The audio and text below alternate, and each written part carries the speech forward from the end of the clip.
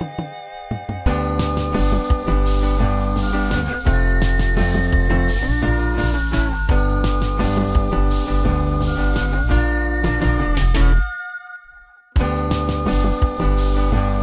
à toutes et tous, on continue donc sur le plateau de Fred, festival donc du film Recherche et Développement Durable. J'ai à mes côtés Marie donc du label en fait, Biocohérence, je vais y arriver, voilà.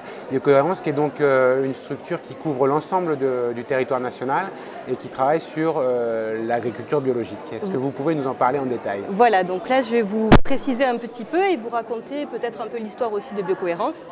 Donc Biocohérence, c'est une marque bio, collective et française. En fait, elle est portée par des producteurs, des groupes de producteurs, des transformateurs, des distributeurs et des consommateurs. C'est une marque de filière qui certifie en fait une agriculture biologique engagée dans une démarche globale, environnementale, économique et sociale. D'accord, c'est une société coopérative Alors c'est un statut associatif, loi 1901, et justement les différents adhérents donc, de l'association sont répartis en collèges. Ils élisent donc des représentants au sein du bureau et du conseil d'administration.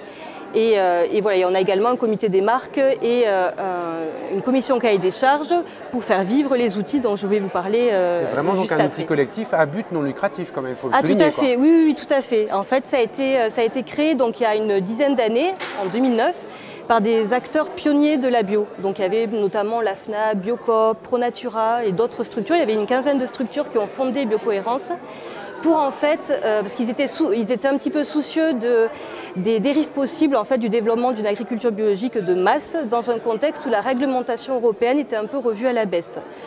Donc en fait, pour pouvoir compléter le règlement européen, ces acteurs ont souhaité créer Biocohérence.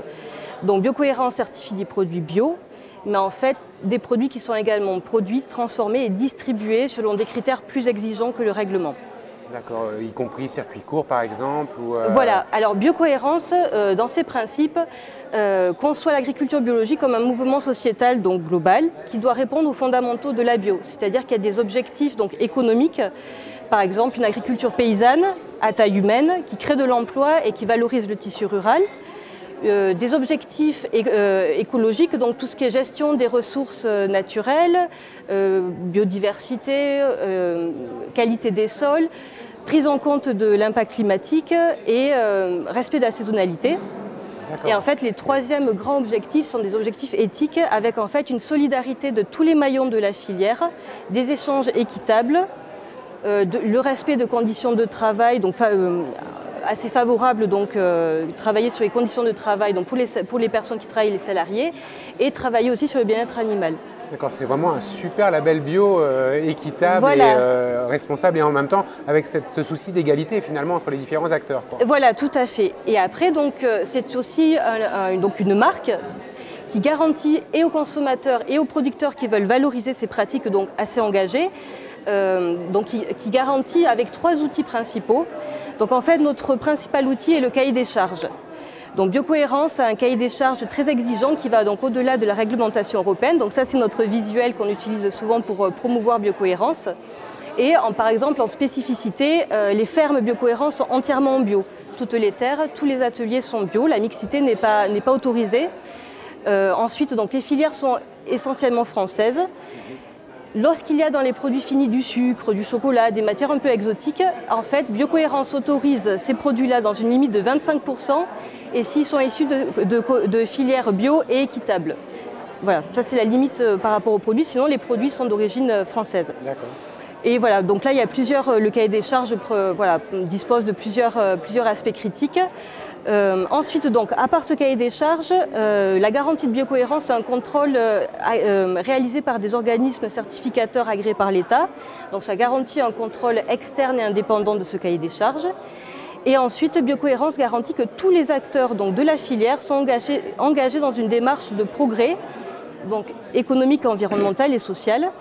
Et donc réfléchissent par exemple sur comment limiter les transports, valoriser les produits au plus local possible, limiter les emballages. Voilà, donc il y a différents axes de travail, conditions de travail des salariés et implication des salariés aussi à la décision. Il y a plusieurs axes de travail qui vont compléter ces éléments-là. D'accord. Et donc vous êtes basé en Midi-Pyrénées, Voilà. en Occitanie, exactement maintenant.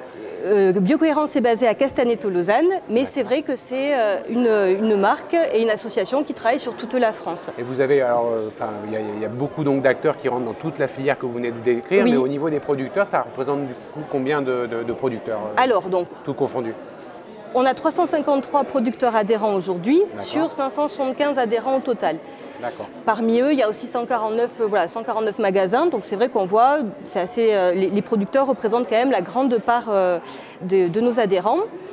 Et donc, les magasins, c'est le réseau Biocohérence ou c'est plutôt des distributeurs différents en tant qu'adhérent, nous avons le réseau Biocoop qui est adhérent en tant que réseau national. Ensuite, ce sont des magasins spécialisés bio qui font la démarche d'adhérer individuellement à Biocohérence.